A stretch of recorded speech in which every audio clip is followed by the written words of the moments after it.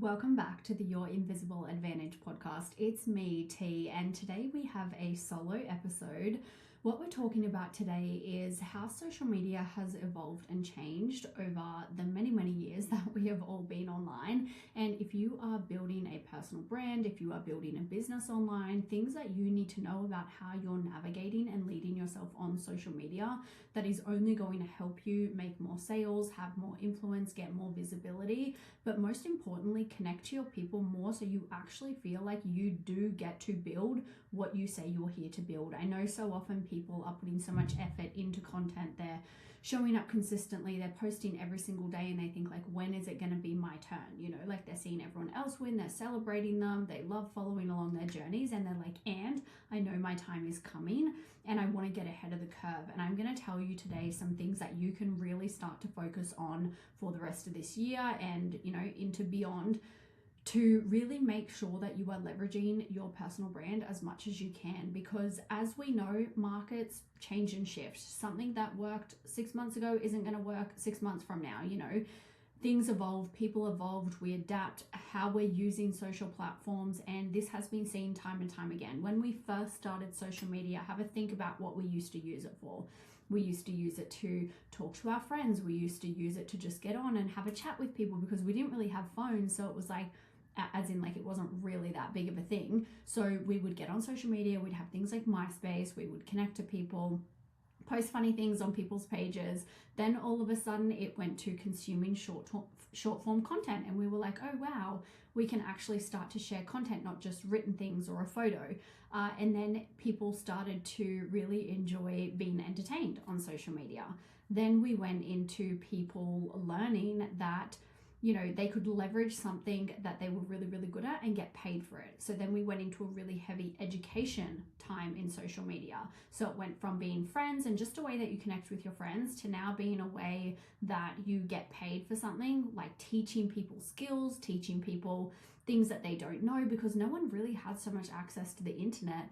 People were, it was mind-blowing, all this mindset work, all this stuff about macros, like whatever it is you're teaching. It was the first time people were hearing it, and accounts blew up. People who were inspiring, people who were doing something out of the normal blew the fuck up if they were educating you on a new way of living.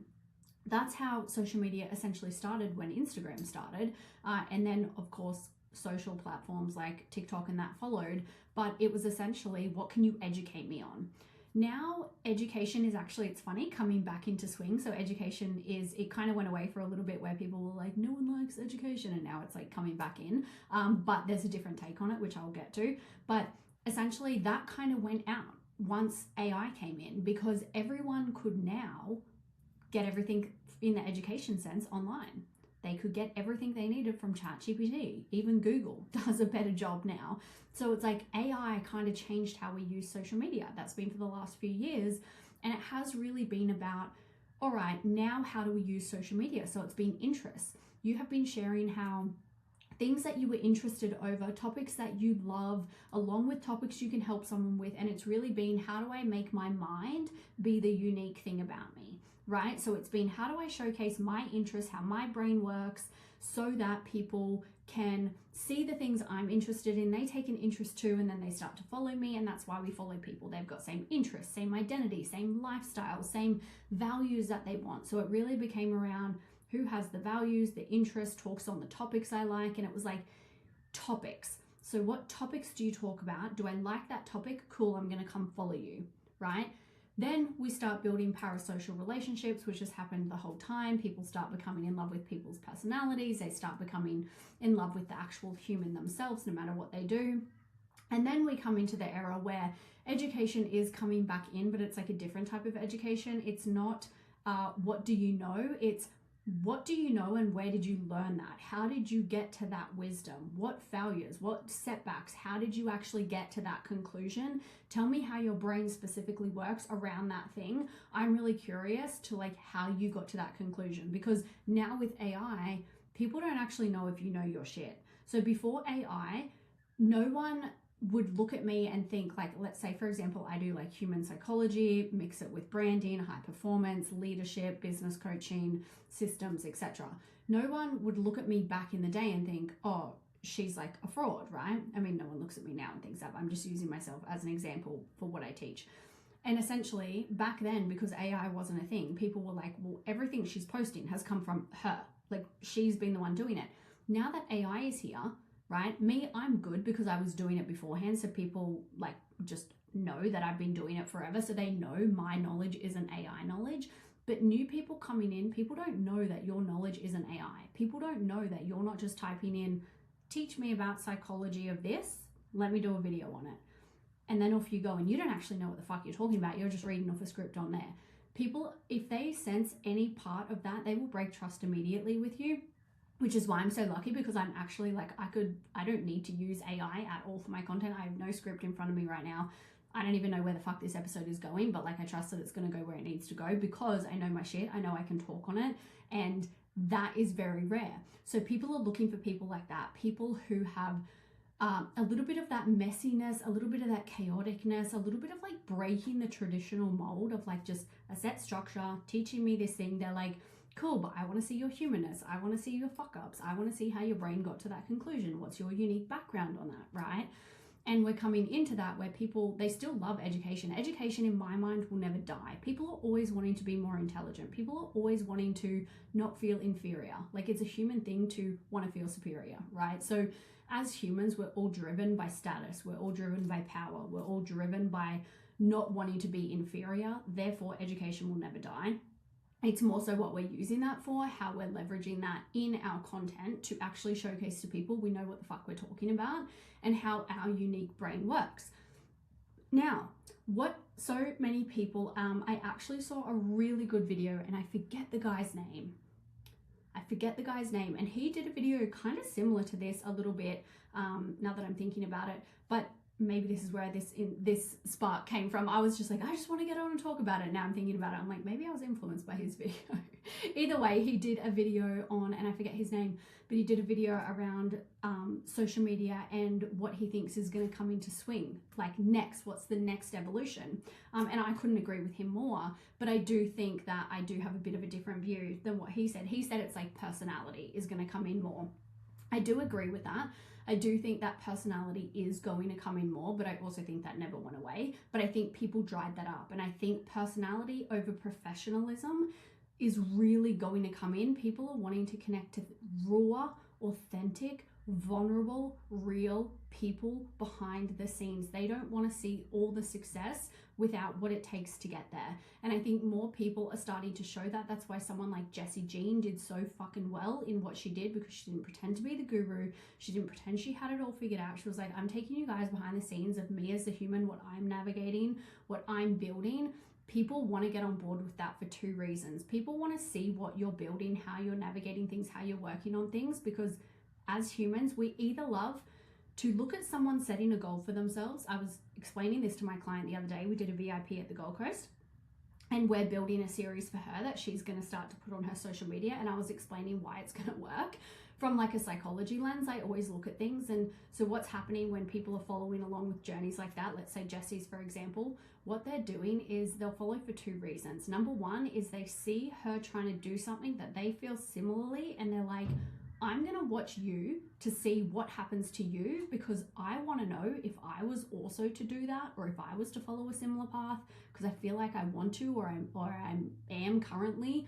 I want to know what's going to happen to you because I'm nosy, number one, but also I want to kind of see what would happen to me, right? Like what path I'd be headed down. So they see themselves in you, in your path, and they want to follow for that to see, are you going to win? Because then if you win, that means I could win. On the other hand, humans also follow along because they also love to see people fail.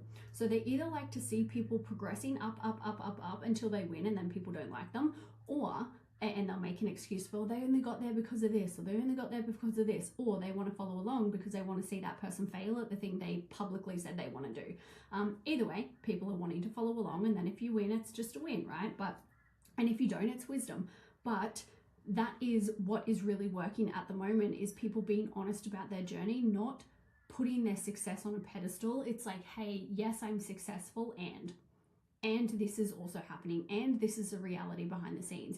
And it's not about trauma dumping or showing all of your personal shit. Like, I share 0.1% online of what's actually happening in my personal life, yet people still feel like they connect with me and they still feel like I'm leading vulnerably because I am. I'm not lying about that. I'm sharing how I'm feeling. I'm sharing what's going on for me. That gives people something to be like, oh, human. Oh, not AI. Oh, can be successful and also hold duality.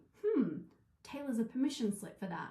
And they want to follow along with that because people love realness. People can tell when you're being fake. It's a frequency. Authenticity is the highest frequency. Authenticity is the highest frequency of love that you can experience.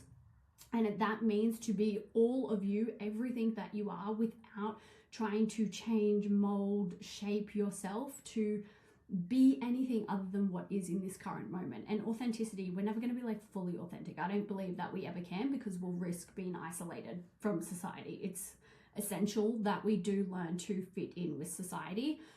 But there are people who online you can just tell they're authentic or not. And this comes in with what that guy said about personality. I believe that people who can show their personality so freaking strongly are the ones who win. I'll give you an example. I had a client who started a new Instagram from fucking scratch 5-6 months ago. She has now grown to, I think she's at like 12K, 13K, I forget it, somewhere there, K followers in that short period of time. In a brand new niche, she had no authority. What was she doing? She was being authentic. She was being funny. She was letting her fucking freak flag fly. And she was talking about shit that she was passionate about and had wisdom in because she had lived it herself. She was sharing her struggles. She was sharing what she was going through. She was taking people along that journey, saying what she's working towards.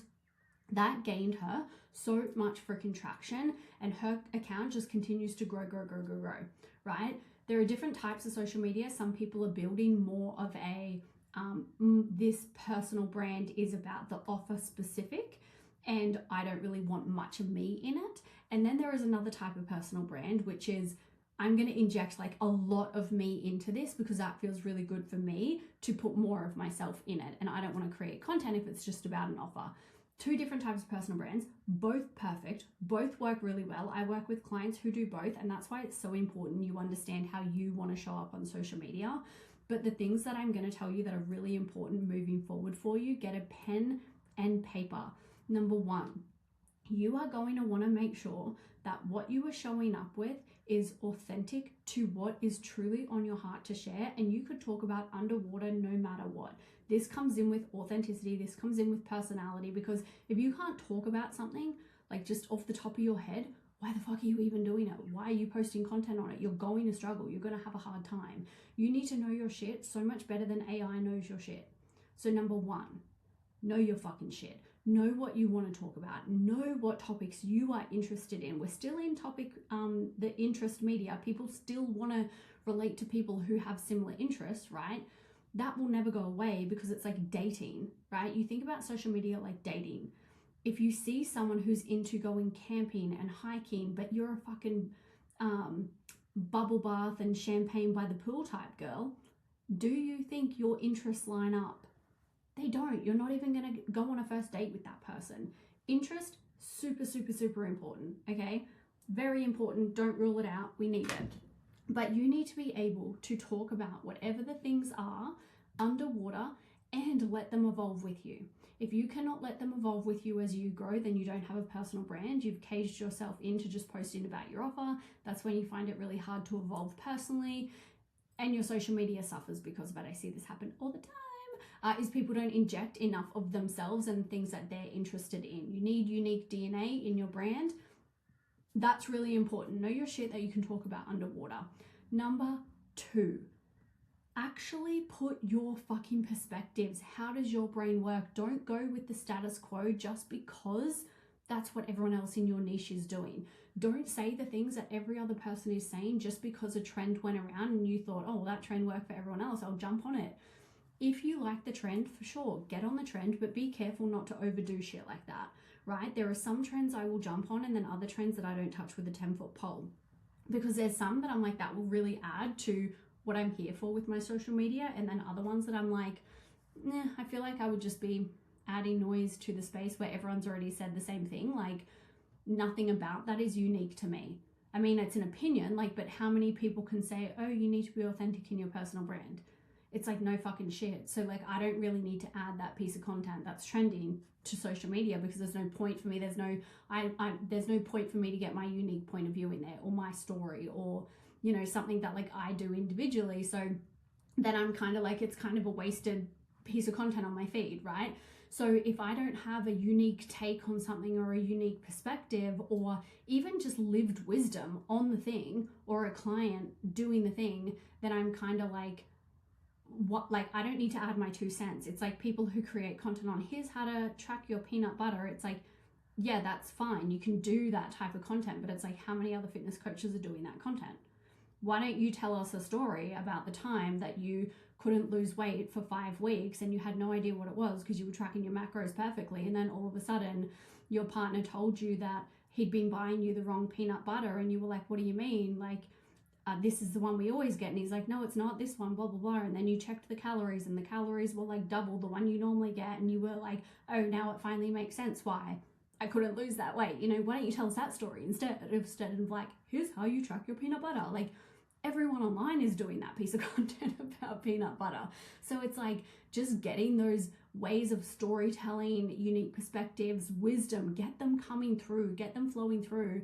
There are so many moments in your everyday, there are so many moments in just like your everyday life that you could really share online that have so much wisdom that people overlook them because they think, well, that's too simple. Well, it's like, no, it's not. Like, that's what people want. People want to learn from you, but it also helps people connect to, like, how do we learn as humans? We learn through stories. So really letting that wisdom come through storytelling, through talking about yourself, the past version of you, what you would have done back then versus now, your clients when they come to you, what they're doing now. Like, all of these things really get people involved because it's the micro moments that we really care about, not like the here's how to do this structure, right? Number 3 is, if you're growing a personal brand and you are using templates, or you are using hooks, or you're getting people's trial reel strategies, I have no problem with this. I literally sell a 6-week visibility sprint where you can have prompts every single day for 6 weeks. I took it out of my main program, Brand DNA, and I sell it separately. This has literally got people to blow up their accounts just from using these hooks alone. However, what you need to know about the hooks, if you are putting shitty substance into these hooks, it is not going to work. So this really comes back to like what I was saying about, anyone can post the piece of content. You need to have something of unique substance to go into it. And unique doesn't mean that you need to reinvent something that, you know, like, none of us are original. None of us have original ideas. People are like, oh, people copy my ideas. People do. You don't own anything. You don't own ideas. I bet you the thing that you think someone's copied, you've actually created with AI, therefore it's not yours, and it's actually the person's copying AI because their AI gave them the same thing. Like, they're probably not copying you, right? But the things people can't copy is you, your background, your expertise, your experience, what you've had happen, the things that you've learned, the unique skill stack you have. Like, no one has your unique skill stack. No one has your upbringing. No one has your weird way of seeing the world, right? So like, that's really important when you're doing all these trial reel hooks and, you know, you're getting everyone's viral hooks. Like, love that for you. But also, if you're doing them and they're not working, it's because you're missing the substance. It's like you have a syringe and you're injecting and the syringe into these hooks, but like, there's nothing in the syringe. The syringe is empty because you haven't figured out what your unique DNA is yet to put into it.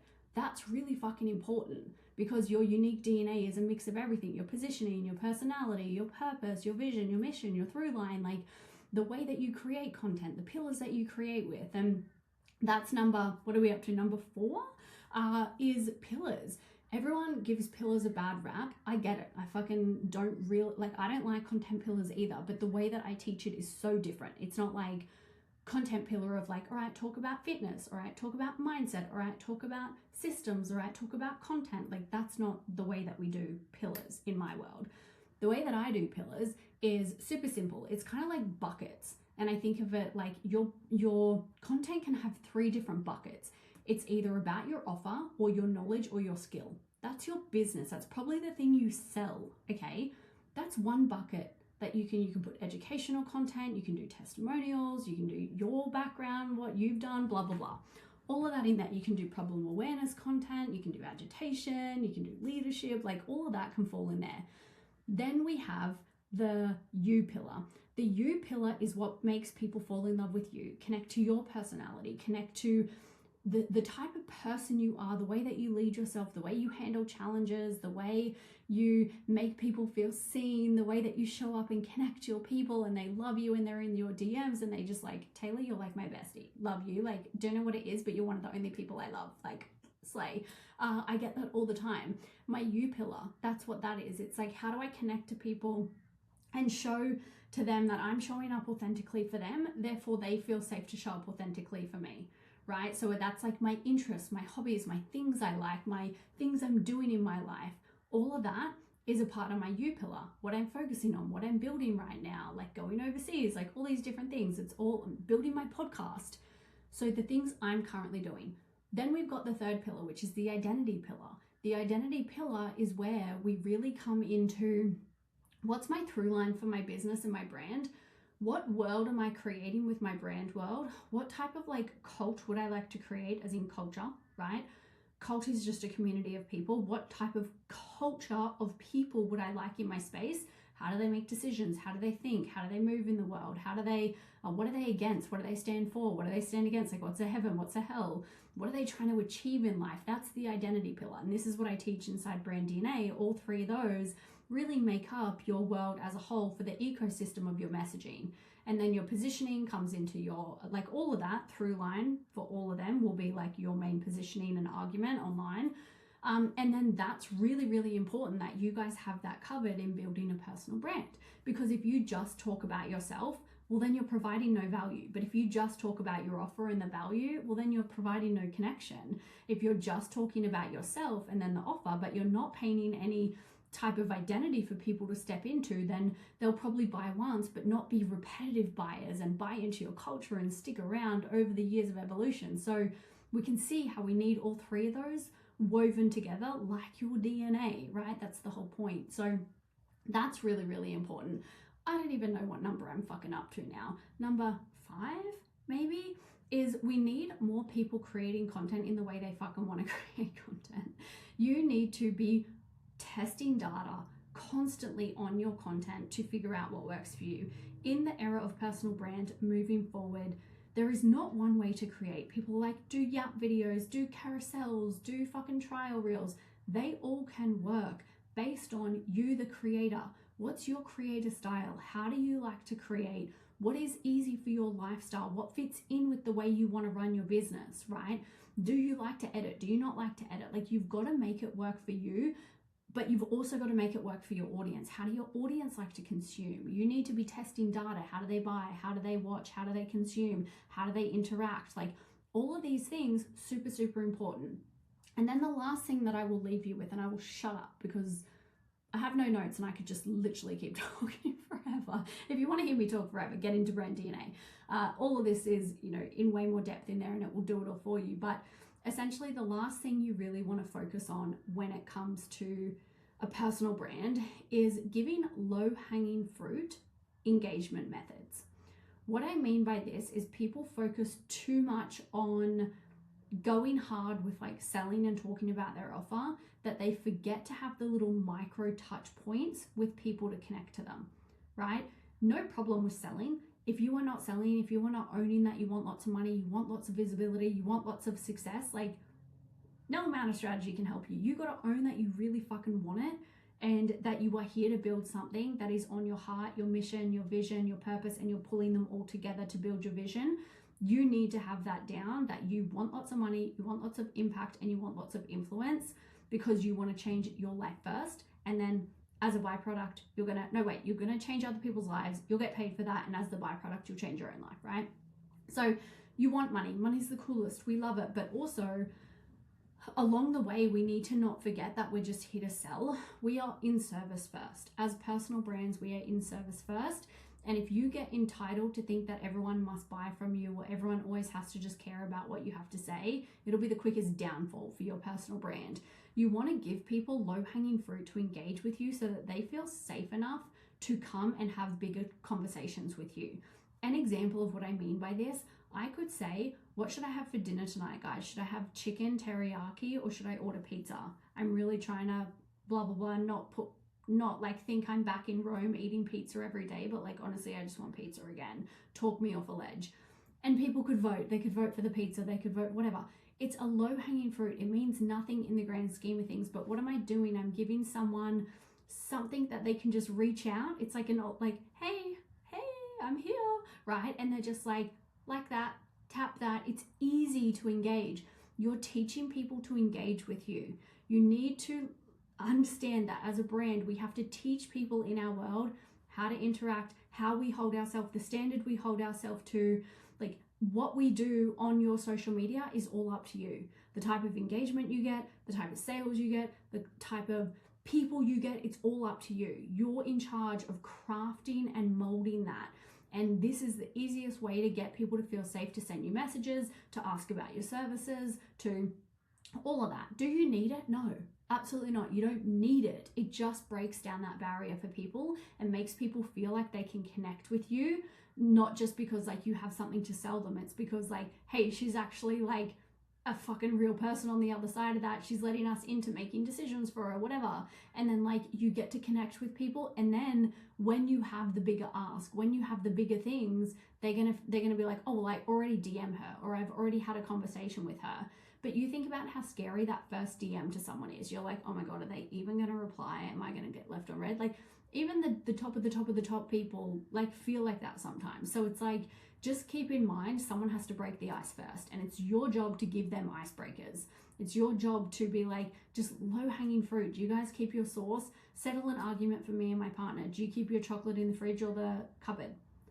Something so simple, and it just breaks the ice for people to help them actually learn how to communicate with you. And, you know, people will sit there and be like, intelligent people should know how to communicate. Yes, and why would we not just want to help people along? Like, it's as simple as that. Yes, intelligent people can figure it out. And also, sometimes intelligent people also have fears. Shock, horror, they're human, okay? So that is it. Oh, one more thing, actually, number 7, sorry, then I'll shut the fuck up, is knowing when to comment on what, and knowing what your devil is in your brand, and knowing that you don't need to speak on everything. I think that people are like, you know, if I have something I stand against, I need to always like be agitational and speaking against it. And, you know, that's not necessarily what you need to do. We need to pick and choose what battles are worth us talking about, fighting about. Just because we want our pitchfork out for something, well, be careful, because you're going to build an audience of pitchforked people. If they're doing it to someone else, at one stage they'll come and do it to you. So just be careful what types of audiences you're building. Yes, we want to all have a common enemy, but it doesn't necessarily have to be a person. It can be, I mean, but like most of the times it's probably not. It's probably like a mindset or a standard or a behavior or a trait. Like most of the time it's like society's conditioning, things like that, rather than an actual person. And that doesn't mean don't speak about things you're passionate about. Of course, your social media, talk on what you want, but just be aware of like the way that you show up online is also attracting those like-minded people. So what kind of audience do you want to create? What type of people do you want in your audience? And, you know, I want passionate people. I want people who are fighting for their own sovereignty, for their own authenticity, for self-autonomy. Like, I want people like that. But I don't want people who like are on cancel culture and go around fucking hate commenting on other people's things and tearing people down in the industry and that. So it's like, instead of talking about all the drama, and while I might mention it, it's not that I won't mention it, it's just I'm conscious of what I do all the time. It's not about like, oh, don't talk about it. Like, talk about things that matter to you. Like, literally talk about whatever the fuck you want, but just keep in mind, like, would you rather talk about the thing, or would you rather be the change? Be the change. Be the change you want to see, right? There's stuff that I don't agree with in the online coaching industry, but like, I'm not here to shit on a whole industry. I don't really sit there and talk about it. I'm just like, you can probably tell by the way that I move, the standard I hold, the way that I lead myself, that I don't really align with some things, and I might say it here or there, but like, I don't really need to make my whole page about it. Okay, not that I'll never talk about it, not that I'll never do a story on it, but it's just like my whole page isn't about it. I want people to stand for shit. I want people to have strong opinions, but it doesn't mean that we have to be assholes. But some people's brands, like, their brand voice is actually quite savage, and like, that's how they actually grow, and they love it. Like, if your brand is agitational, fucking lean into it, but just know you don't have to be overly agitational to stand for something. It's more so finding how you want to operate in your brand, how you naturally communicate, and then following that. Okay, so that is what I'm going to leave you with how to actually move forward with social media. It is really about personality. It is really about positioning and perspective of your unique philosophies. And it's about like remembering your purpose of why you're here. You want to connect to people, you want to serve more people, and ultimately create financial freedom and internal freedom for yourself through these businesses. So it's just always remembering social media is changing, it's evolving. Like start to notice trends and patterns, you know, like if you look back now that I've said those patterns of, oh yeah, we used to just connect with friends. Oh, and then yeah, we went really into education and now AI is everywhere. It's more so like topics and perspectives and yeah, like I get it, right? So just like leaning into like, what do you actually noticed as a collective? It's not trends, it's collective shifts as how you're now more so consuming. Do you ever talk to your friends on social media? You probably don't. So even taking note of how you consume can be really, really important for you to understand how other people as a collective, how we're all moving with social media. So it's just keeping that in mind as we move forward, as we build our personal brands.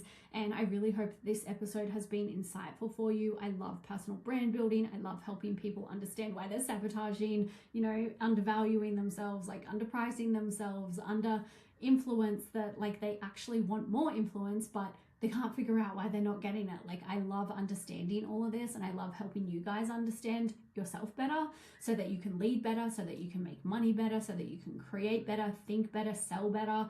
That's what I really want for you. So if you've loved this episode, please let me know. If you want to share this on your profile, please go ahead and share it with more people. And I will see you guys in the next one.